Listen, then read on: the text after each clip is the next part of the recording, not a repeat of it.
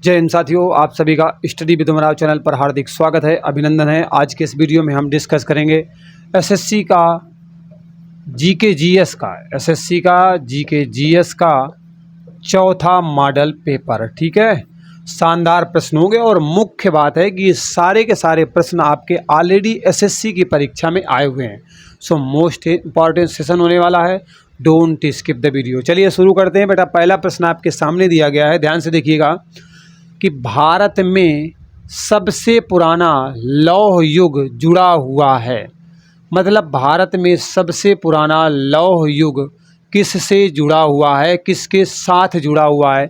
आपके सामने ये ऑप्शन दिए गए हैं, चित्रित धूसर मृदभांडों के साथ, काले लाल मृदभांडों के साथ, गेरू रंग के मृदभांडों के साथ, ओसीपी के नाम से जाना जाता है, और उत्तरी काले पालिशकृत मृदभांडों के साथ। तो राइट आंसर बेटा चित्रित धूसर मृदभांडों के साथ लौह युग का कहीं न कहीं संबंध है। सो ऑप्शन नंबर ए यहाँ पर आपका क्या है, बिल्कुल राइट आंसर है। चलिए कुछ इसका एक्सप्लेनेशन है, उस पर भी हम बात कर लेते हैं, क्योंकि प्रश्न यहाँ से भैया पूछे जाते हैं। लोहे की प्राचीनता संबंधी उल्लेखों की पुष्टि की अगर बात करें तो पुरातात्विक प्रमाणों से की जाती है। अहिच्छत्र, अतरंजी खेड़ा, आलमगीरपुर, मथुरा, रोपण हो या फिर श्रावस्ती आदि स्थलों से लौह युगीन संस्कृति के अवशेष प्राप्त हुए हैं। ध्यान रखिएगा, अहिच्छत्र अतरंजी खेड़ा भी हाल ही में बड़ा चर्चा में आया था कि बड़ा खजाना वजाना मिल गया यहाँ पर। ठीक है, तो अतरंजी खेड़ा बहुत चर्चा में रहा था। तो अहिच्छत्र हो गया, अतरंजी खेड़ा, आलमगीरपुर, मथुरा, रोपड़, श्रावस्ती, इन स्थलों पर लौह युगीन संस्कृति के साक्ष्य प्राप्त हुए हैं। इस काल के लोग एक विशिष्ट प्रकार के बर्तन का प्रयोग करते थे जिसे चित्रित धूसर मृदभांड के नाम से जाना जाता है। तो इसीलिए कह रहा था कि जो आपके प्रश्न में लौह काल दिया गया था, क्या दिया गया था, लौह काल दिया गया था, लौह युग दिया गया था, उसका संबंध ऑप्शन नंबर ए से है। क्लियर हो गया होगा। ठीक है, चलिए अगले प्रश्न पर चलते हैं।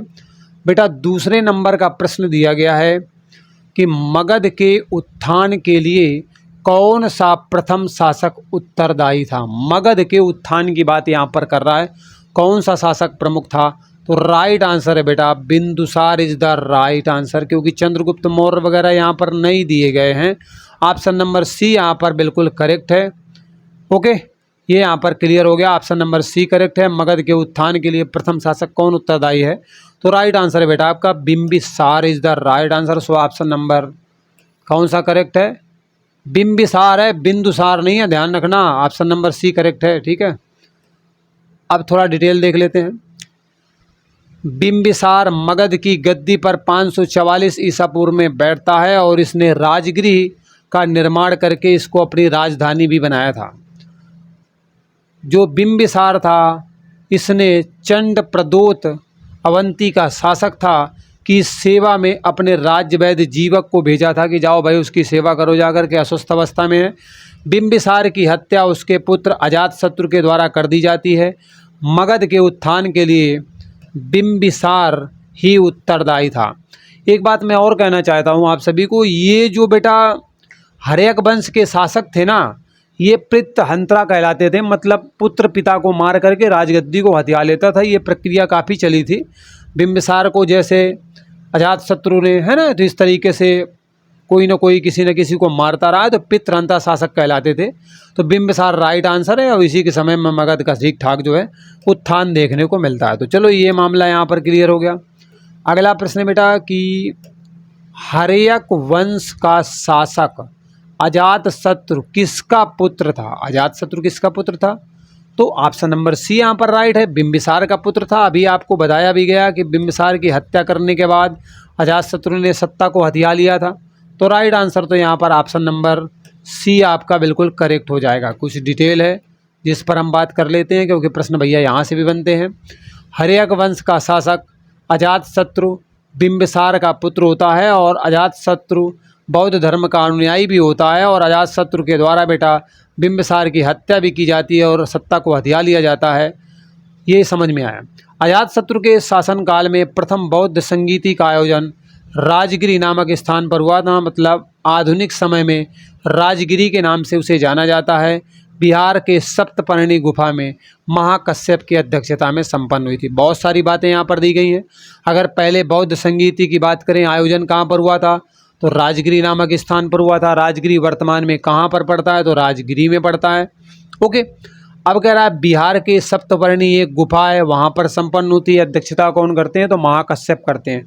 ये बहुत सारे प्रश्न थे जो यहाँ पर आपको समझ में आ गए। चलिए अगला प्रश्न दिया गया है कि अलेक्जेंडर, जिसे आप सिकंदर के नाम से जानते हो, और पोरस की लड़ाई लड़ी गई थी, इसे किस नाम से जाना जाता है। अब लड़ाई लड़ी थी तो उसे किस नाम से जाना जाता है। हाइडेस्पीच में लड़ी गई थी, झेलम नदी के तट पर लड़ी गई, पानीपत में हुआ था, या फिर तराइन में हुआ था। तो बेटा देखो एक बात तो बता दूं, तराइन तो यहाँ पर बिल्कुल गलत है, सही नहीं है। पानीपत में भी नहीं की गई थी, ये भी आपका गलत है। ठीक है, अब ये क्या है ना कि यहाँ पर जो युद्ध हुआ था सिकंदर और पोरस के बीच में, उसे किस नाम से जाना गया, तो उसे हम थोड़ा डिटेल पहले यहाँ पर देखते हैं। एक्चुअली वो पूछ रहा है कि किस नदी के किनारे हुआ था। ठीक है, तो बेटा यूनानी स्रोतों के अनुसार राजा पोरस के साथ सिकंदर का प्रसिद्ध युद्ध होता है, जिसे हाइडेस्पीज युद्ध के नाम से जाना जाता है। ठीक है, और ये कौन सी नदी थी, तो हाइडेस्पीज नदी थी, इसके किनारे युद्ध संपन्न हुआ था और इसमें राजा पोरस परास्त हो जाते हैं, वो बात अलग है। पोरस की बहादुरी को देखते हुए सिकंदर उनका पूरा राजपाट और अंबिका जो राजपाट था ना, जिसने पहले ही आत्मसमर्पण कर दिया था, वो सब का सब क्या किया था, वापस कर दिया था, लौटा करके इन्हें दे दिया था। ठीक, क्योंकि बहुत ज़्यादा बहादुरी से पोरस के प्रभावित हो गए थे। झेलम नदी को ही यूनानी भाषा में हाइडेस्पीज कहा जाता है और इस प्रकार से विकल्प ए और बी आपके दोनों सही हैं। तो मामला यहाँ पर आपका क्लियर ये निकल करके आया कि एक्चुअली इस प्रश्न में आपका ऑप्शन नंबर ए भी करेक्ट है, ऑप्शन नंबर बी भी करेक्ट है, क्योंकि हाइडेस्पीज का जो युद्ध है ना, जिसे आप झेलम युद्ध के नाम से भी जानते हो, तो ऑप्शन ए और बी दोनों करेक्ट है। यहाँ पर दिया नहीं गया, तो ऑप्शन नंबर डी आप यहाँ पर बना सकते हैं, ई बना सकते हैं। डी तो ऑलरेडी है, मतलब ए और बी दोनों। ठीक है, ए और बी दोनों अगर आप लिख देंगे तो ये आपका बिल्कुल राइट आंसर हो जाएगा।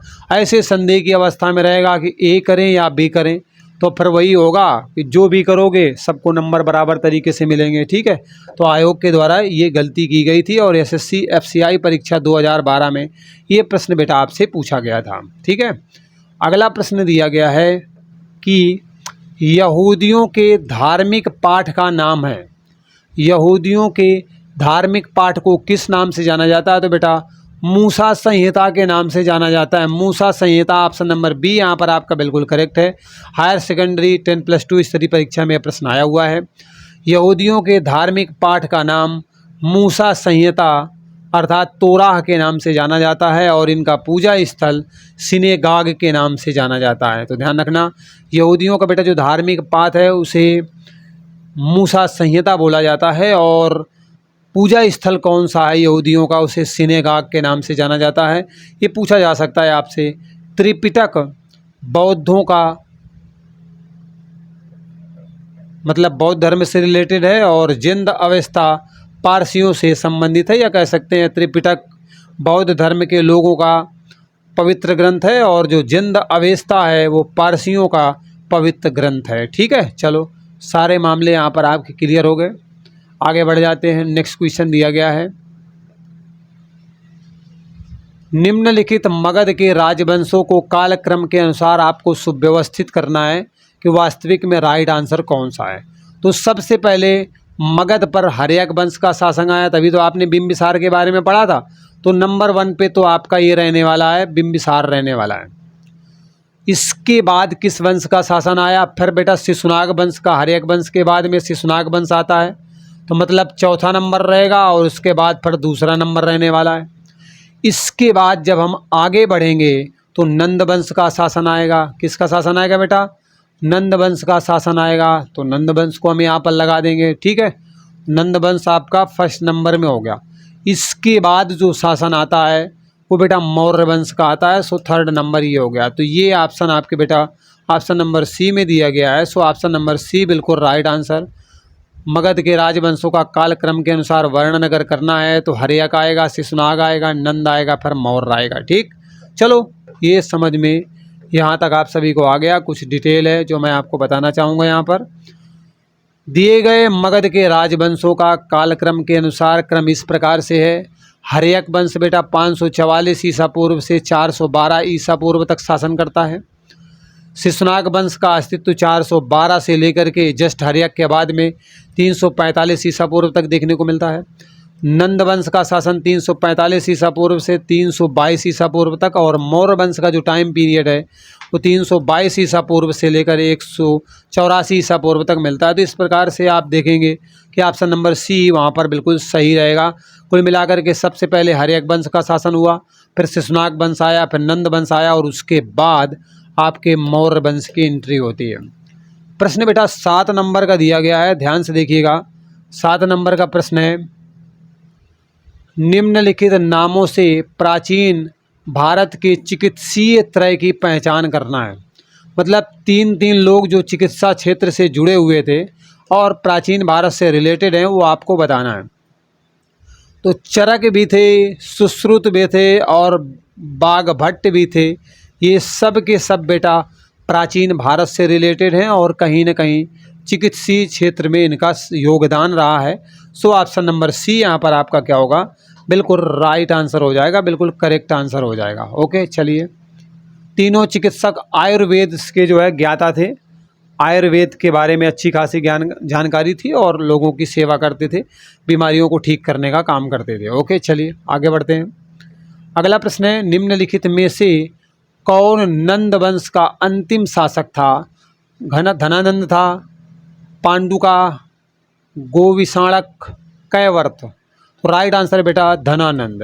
ये धनानंद वही व्यक्ति है जिसको चंद्रगुप्त मौर्य ने चाणक्य की मदद से परास्त किया था। ये वही है। ऑप्शन नंबर ए यहाँ पर आपका राइट आंसर है। नंद वंश का जो संस्थापक था बेटा वो महापद्मनंद है, ये भी आपसे पूछा जाता है। धनानंद अंतिम शासक होता है और सिकंदर का समकालीन भी होता है, और यूनानी लेखकों के द्वारा धनानंद को बेटा अग्रमीज के नाम से जाना गया है। सो ऑप्शन कौन सा करेक्ट है? ऑप्शन नंबर ए यहाँ पर आपका बिल्कुल सही आंसर है। अब फटाफट वन लाइनर क्वेश्चन फॉर्मेट में हम कवर कर लेते हैं प्रश्नों को, और उसके बाद जो है आगे बढ़ते हैं। हर्यक वंश से मगध के पहले शासक कौन बनते हैं? हर्यक वंश से मगध का पहला शासक कौन होता है? बिंबिसार होता है। राइट आंसर कौन है बेटा? बिंबिसार है। बिंबिसार किस साम्राज्य के राजा हुआ करते थे? तो ये बेटा मगध साम्राज्य के हर्यक वंश के राजा हुआ करते थे बिंबिसार। घुमा के प्रश्न पूछा है। अजातशत्रु किसका बेटा था? तो जायज़ सी बात है बेटा बिंबिसार का बेटा था अजातशत्रु। अजातशत्रु के द्वारा अपने पिता को मार दिया जाता है और राजसत्ता को हथिया लिया जाता है। सिकंदर महान में पैदा हुए थे, तो बेटा 356 ईसा पूर्व में इनका जन्म देखने को मिलता है। और सिकंदर ने हाइडेस्पीज के युद्ध में किसको हरा दिया था? राजा पोरस को हरा दिया था।